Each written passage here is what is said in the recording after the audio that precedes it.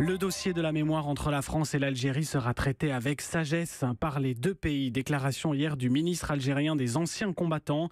Après la décision historique d'Emmanuel Macron, le président reconnaît la responsabilité de l'État dans la mort de Maurice Audin, jeune mathématicien de 25 ans, communiste anticolonialiste, mort en 1957 en pleine bataille d'Alger.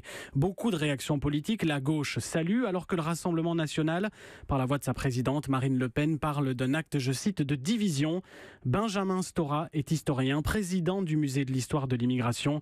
Il parle, lui, d'un geste d'apaisement. C'est un geste qui vise à regarder la vérité des faits. Il y aura toujours des réactions très vives, bien entendu, parce que ceux qui ne sont pas d'accord avec ce type d'approche des faits historiques préfèrent peut-être vivre dans le déni de l'histoire. Or, je crois que le problème, c'est d'affronter toutes les histoires liées à la guerre d'Algérie et de tous les groupes de mémoire. Si on traite de toutes ces questions en avançant, ça permettra de ne pas vivre en permanence dans la rumination, dans le ressentiment, dans les rancœurs, etc.